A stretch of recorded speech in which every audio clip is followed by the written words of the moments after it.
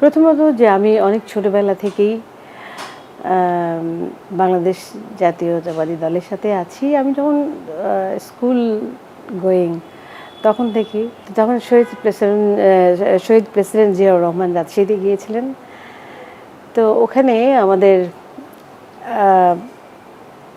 আমাদের মন্ত্রী মাননীয় মন্ত্রী মহোদয় মিজানুর রহমান মিনু ভাই আমাকে অনেক ছোটবেলা থেকে চিনতেন এবং প্রতিটা প্রোগ্রামে বিএনপির সমস্ত প্রোগ্রামে আমাকে নিয়ে যেতেন গান গাওয়াতেন। বাসায় এসে বলতেন, "চাচা ছোট বোনকে নিয়ে গেলাম, গান গাইতে হবে।" এরকম। তো সেবারও তো প্রেসিডেন্ট গেলেন তো বলছে কি, "চাচা প্রেসিডেন্ট আসবেন, ছোট বোনকে কালকে গান গাইতে হবে।" তো আমি গেলাম, সার্কিট হাউসে প্রোগ্রাম হলো, আমি গান গাইলাম। উনি আমার গান অনেক পছন্দ করলেন। তারপরে বাইরে ওপেন স্টেজ ছিল, এরপরে ভিতরে সার্কিট হাউসে বড় হল রুমে যে মিটিং টিটিং হয় ওখানে অনেক মানুষ। তো ওখানেও আমি বসে আছি, জাস্ট প্রেসিডেন্টের পাশে হারমোনিয়াম নিয়ে বসে আছি। মিটিং করছে ঘণ্টাখানেক, ১-১.৫ ঘণ্টা পর পর আমি দুটো করে গান করি। গান হলো 'প্রথম বাংলাদেশ আমার শেষ বাংলাদেশ', আর একটা হলো যে 'একবার যেতে দেন আমার ছোট্ট সোনার গায়ে', এই গান। এর পরের দিন তখন আমি যখন এরকম গেলাম তখন আমার স্কুলের হেডমিস্ট্রেস বললেন যে এরকম, "তুমি তো যাচ্ছ, ওনার সাথে তোমার দেখা হবে, কথা হবে, তুমি স্কুল নিয়ে কিছু বলো।" তো উনি আমাকে জিজ্ঞেস করেছেন মানে আমার কোনো কিছু প্রয়োজন কিনা, দরকার কিনা। তো আমি বলছি যে আমার স্কুলের একটু প্রবলেম, স্কুলের মানে আমাদের ফান্ড নাই স্কুলের। তো আমি তো অত বুঝতে পারিনি, তখন এত গুছিয়ে কথা মানে স্কুলের টিচার আমাকে বলেছেন আমাদের স্কুলের জন্য কিছু করতে। তখন উনি ডিসিকে ডেকে সঙ্গে সঙ্গে বলে দিলেন। এর পরের দিন আমি গেলাম গোদাগাড়ি, গেলাম ওনার সাথে নাটোরে এই এই দুটো গান গাওয়ার জন্য। ওই যে একটা ভালো লাগা, মানে মানে ওনার প্রতি একটা শ্রদ্ধা, ভালো লাগে এবং জাতীয়তাবাদী দলের প্রতি আমার ভালো লাগা, ভালোবাসা, সম্মান মানে শুরু হয়েছে ছোটবেলা থেকেই। তারপরে আমি জিয়াউর রহমানের আদর্শে আদর্শিত বড় হলাম, আসলাম ঢাকায়। ঢাকায় এসে আমি জাসাসের অনেক প্রোগ্রাম করেছি। তখন ওইভাবে দলের সাথে যুক্ত না, বাট প্রোগ্রাম করতাম। জাসাসের অনেক প্রোগ্রাম করেছি আমি। তো সেই সুবাদে আস্তে আস্তে আমি জাসাসের ভাইস প্রেসিডেন্ট হলাম। আমার বেগম খালেদা জিয়ার সাথে অনেকবার দেখা হয়েছে, ওনার কাছে যাওয়ার সুযোগ হয়েছে, আমার সৌভাগ্য হয়েছে, কথা বলেছি, অনেক কাছ থেকে দেখেছি। প্রচণ্ড একজন ভালো মনের মানুষ, পরোপকারী, কীভাবে মানুষকে সাহায্য করা যায়, হেল্প করা যায়, যে ওনার মানে কী বলবো, মানে ঢাকায় এসে আমার মনে হচ্ছে আমি ওনার মতো হব, ওনার আদর্শ মেনে নিয়ে, মানে এগুলি উনি যা করেন আমি এরকম করার চেষ্টা করছি। আমার এলাকায়, আমি কিশোরগঞ্জে আমার গ্রামের বাড়ি, আমার বাবা মার দেশ, কিন্তু আমি বড় হয়েছি রাজশাহীতে। এলাকায় যাই আমি মাঝে মধ্যে, এলাকার কাজকাম করি, এলাকার কার কী প্রবলেম আমি চেষ্টা করি আমার সাধ্য মতনে করতে। তো এরপরে আমি 2016-তে আমি জাতীয়তাবাদী দলের নির্বাহী কমিটির মেম্বার হলাম। আমি বেগম খালেদা জিয়ার সাথে অনেক কাজ করেছি। রোড মার্চ থেকে শুরু করে প্রতিটা জায়গায় আমি গিয়েছি এবং বিএনপির সমস্ত প্রোগ্রাম, বিএনপি, জাসাস, যে কোনো প্রোগ্রাম, সব প্রোগ্রামে আমি অ্যাটেন্ড করেছি। সেই থেকে মানে তারপরে মানে আমি একদম ডেডিকেটেড ছিলাম আর কি বিএনপির প্রতি। মাঝখানে আমি কিছুদিন অসুস্থ ছিলাম, আমি একটু তো প্রবলেম ছিল আমাদের, আমরা সরকারিভাবে কোথাও গান বাজনা করতে পারতাম না, সবখানে ব্ল্যাক লিস্টেড ছিলাম, যার দরুন আমাদেরকে একটু বিদেশে বেশি যেতে হয়েছে, ছিলাম বাইরে। তারপর আমরা আসা যাওয়া করতাম, কিন্তু মানে একটু বেশি যেতাম আর কি।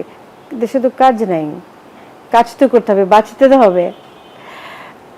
আমাদের তো আর কোনো ব্যবসা বাণিজ্য নেই, গলাটাই আমাদের ব্যবসা। তো যাই হোক, 2010-এ মনে হয় আওয়ামী লীগ গভর্নমেন্টের সময় প্রথম বিএনপি থেকে যে হরতাল দিয়েছিল, সেই হরতালে আমি ম্যাডাম আমাদেরকে বলেছিলেন, গাজী ভাই, চাষী নজরুল ভাই কে, যে এফডিসির সামনে একটা মঞ্চ করে ওখানে আপনারা কিছু জীবনধর্মী গান, হ্যাঁ, জাগরণের গান, কবিতা আবৃত্তি এগুলা করেন। তা আমরা গিয়েছি সকালে। তো এই প্রথম মিছিলে যাওয়া আর কি। আমি আর এর আগে কখনো মিছিলে যাইনি। মানে মিটিং টিটিংয়ে থাকতাম, গান বাজনা করতাম, কিন্তু ওই যে রোদ্রের মধ্যে মিছিলে একটু সমস্যা, আমার যায়নি। তো হঠাৎ করে নজরুল ভাই বললেন, গাজী ভাই বললেন যে আমরা ছোট্ট করে একটা, আমরা যেহেতু অনেক মানুষ আছি, আমরা সোনারগাঁয়ের গোলচক্করটায় ঘুরে একটা ছোট্ট করে একটা মিছিল করে আসি। তো সেই মিছিলে আমাকে পুলিশ এমনভাবে নির্যাতিত করেছিল, মানে এটা না দেখলে মানে বোঝানো যাবে না। আমার ব্যাক সাইড মানে কিচ্ছু ছিল না, মানে এরকম এরকম বিভিন্ন রকমের এই যে মোটা লাঠিগুলো, হ্যাঁ। হঠাৎ আমি তাকিয়ে দেখি আমার চারিপাশে কেউ নাই, একটা পুলিশ আমাকে এইভাবে মানে মারধর করছে। তা আমি ওনাকে বললাম, আপনি আমাকে মারছেন কেন? কোনো রিপ্লাই দেয় না, কথা বলে না, মারতেছে। অনেকক্ষণ মারামারি করার পরে উনি, একটা পুলিশ আসলো বলে ওনাকে ছেড়ে দাও। তারপরে আমি আসলাম, বাসায় আসলাম, এফডিসিতে বসেছিলাম অনেকক্ষণ। পরে ম্যাডাম আমাকে ডাকলেন, যখন শুনলেন যে এই ঘটনা, ম্যাডাম তো দেখে মানে এরকম রাখতে আমি আর কখনো দেখি নাই ওনাকে। আমার এগুলো দেখে এমন রাগ করেছিলেন আর কি। তারপরেও কিন্তু আমি দলের বাইরে যাইনি বা নীতিভ্রষ্ট হইনি কখনো, দলের সাথে ছিলাম। বিকজ আমার ভালোবাসা, ওই যে আমি ছোটোবেলায় জিয়াউর রহমানকে দেখেছি কাছ থেকে, বেগম খালেদা জিয়াকে দেখেছি, এই সব কিছু মিলিয়ে আমার আর কি রাজনীতিতে মানে আসা। নমিনেশনটা যেহেতু আমাদের একটা মহিলা আসন আছে, একটা সুযোগ আছে, তো সেই জন্য আমিও অ্যাপ্লাই করেছি। আমি জানি না আমি পাবো কিনা, বাট আমি অ্যাপ্লাই করেছি।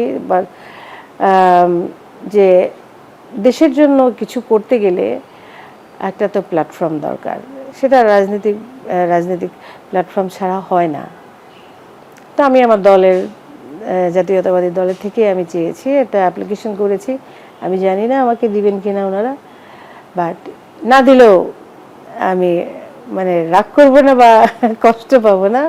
এনিওয়ে, ওনারা অনেক সিনিয়র মানুষ, আমাদের চেয়ারম্যান, আমাদের সিনিয়র যারা আছেন, তারা যাকেই দিবে চিন্তা ভাবনা করে দিবে, এবং যারা যোগ্য নারী তাদেরকে দেওয়া উচিত আমি মনে করি। আমি অ্যাপ্লাই করেছি আমার কিশোরগঞ্জ 3 থেকে। তা আমি যদি মানে হতে পারি, আমি অবশ্যই আমার এলাকার কাজ করব, দেশের জনগণের জন্য কাজ করব। আর যেহেতু আমি শিল্পী, আপনি বললেন, অবশ্যই আমাদের দেশের সাংস্কৃতিক অবস্থার মানে খুবই খারাপ অবস্থা। যেহেতু আপনারা মিডিয়াতে আছেন, আপনারাও অনেক ভালো জানেন, খুবই খারাপ অবস্থা। আমি চেষ্টা করব এটাকে গুছিয়ে নিয়ে সুন্দর করবার চেষ্টা করব। আমি নারীদেরকে নিয়ে কাজ করতে চাই, যেমন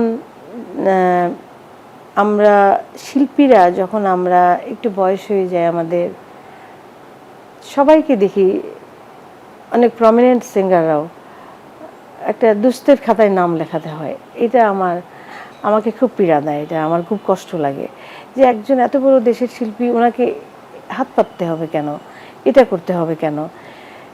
এই জিনিসটা মানে আমি চেষ্টা করব এটাকে ঘোচাতে আর কি, যেন প্রতিটা শিল্পী, সিনিয়র যারা হয়ে গেছেন, গাইতে পারেন না, বেঁচে আছেন, অ্যাটলিস্ট সরকার থেকে যেন মানে মান্থলি একটা ভাতা ব্যবস্থা করতে, মানে সেটা সম্মানজনক হতে হবে। যেমন ধরেন, যুদ্ধের সময় তো অনেক ছোট, আমরা যুদ্ধের সময় মানুষ যুদ্ধ করেছে, যারা মুক্তিযোদ্ধাদের দেশ স্বাধীন করেছেন, তাদের অনেক ফ্যাসিলিটিস কিন্তু ওনারা পাচ্ছেন, মুক্তিযোদ্ধা ভাতা পান এটা, কিন্তু ওই সময় কিন্তু অনেক অনেক সিনিয়র শিল্পীরা মানে জাগরণের গান গেয়েছেন, স্বাধীন বাংলার গান গেয়েছেন। সেই সব শিল্পীরাও কিন্তু অনেক খারাপ অবস্থায় আছেন। তারাও তো গলা দিয়ে যুদ্ধ করেছেন তারা, এটাও তো এক ধরনের যুদ্ধ। সংস্কৃতি দিয়ে তো সব কিছু জয় করা যায়। সো আমি এটা করার আমার ইচ্ছা আছে। এবং আমাদের দেশে কোনো সঙ্গীতের কোনো ভালো ইনস্টিটিউট নাই, কোনো ইউনিভার্সিটি নাই। আমি এগুলো চেষ্টা করব, যদি করা যায় আর কি, আমার দ্বারা যদি সম্ভব হয় আমি এগুলি করব। আর বিশেষ করে আমি নারীদেরকে নিয়ে একটু কাজ করতে চাই বেশি করে। আচ্ছা, কেন করবে না? শিল্পীরা কেন করবে না? শিল্পীদের কি পছন্দ অপছন্দ থাকতে পারে না, ভালো লাগা থাকতে পারে না? আপনি দেখেন পার্শ্ববর্তী দেশ ইন্ডিয়ার কথা চিন্তা করেন, কলকাতা থেকে শুরু করে বোম্বে থেকে শুরু করে কে নাই রাজনীতিতে? গায়ক গায়িকা, নায়ক নায়িকা, কে নাই? সবাই আছে। কিন্তু আমাদের দেশে মানে এই ধরনের মন মানসিকতা কেন হবে? অবশ্যই একটা চিন্তা করেন, একটা শিল্পী যখন একটা এলাকায় গিয়ে একটা প্রোগ্রাম করবে, দুটো ভালো কথা বলবে, মানুষ কিন্তু ওটাকে ক্যাচ করবে। একজন একজন নেতাকর্মী যখন পাশে মঞ্চে বক্তৃতা দেবেন, মানুষ কিন্তু ওইখানে খুব একটা যাবে না। ওই শিল্পী যেখানে গান করছে, শিল্পী দুইটা ভালো কথা বলছে, এটাকে কিন্তু মানুষ ক্যাচ করবে তাড়াতাড়ি। এটা সত্যি কিনা? এটাই দেখে আসছি আর কি আমরা। হ্যাঁ, মানে আর এই যে আমাদের এই নমিনেশন নিয়ে, পেপার কিনাকিনি নিয়ে অনেক আপারা অনেক আজে বাজে কথা বলেছে শিল্পীদেরকে, এটা আসলে খুব কষ্টদায়ক। শিল্পীদের প্রতি এতটুকু রেসপেক্ট থাকা উচিত প্রতিটা মানুষের। এভাবে ছোট করে কথা বলা ঠিক না। আর উনি একজন বলতেছেন শিল্পীরা সাধারণ আমজনতার কাছে যেতে পারে না। শিল্পীরাই তো পারে আমজনতার কাছে যেতে। শিল্পী সবার জন্য, সব শিল্পী সবার জন্য। আমরা সব শিল্পীরা মিলে একসাথে কাজ করতে চাই। আমি বলবো না কখনো যে ওদেরকে ব্ল্যাকলিস্টেড করো বা ওরা আসতে পারবে না, আমি এটা কোনোদিন চাই না। আমি চাই সবাই মিলে আমরা একসাথে কাজ করতে চাই। শিল্পী তো একটা গভর্নমেন্ট তো শিল্পী তৈরি করতে পারে না, তাই না? দেখেন, মানুষের বাবা মার টাকা পয়সা থাকলে মানুষ ডাক্তার হয়, ইঞ্জিনিয়ার হয়, আর্কিটেক্ট হয়, আরও কত কিছু হয়। ইচ্ছা করলে কিন্তু শিল্পী বানাতে পারে না।